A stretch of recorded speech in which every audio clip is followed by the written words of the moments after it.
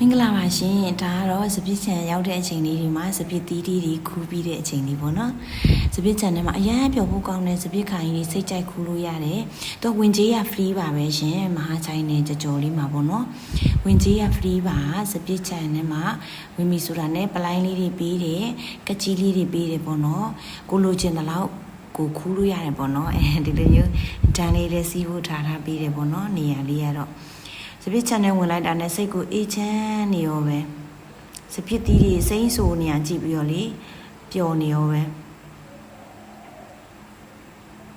ဒါတော့ခဏနာတဲ့အချိန်လေး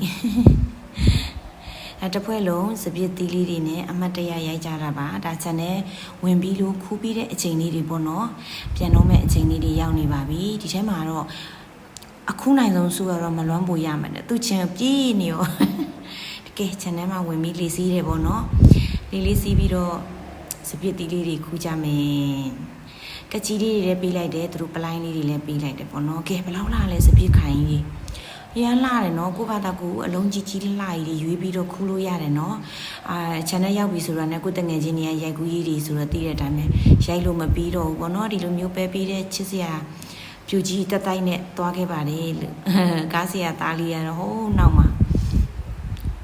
ကဲစပစ်ချန်ကြီးကိုကြည့်ပြီးတော့စိတ်ချမ်းသာပါတယ်ရောက်တဲ့နေရာမှာ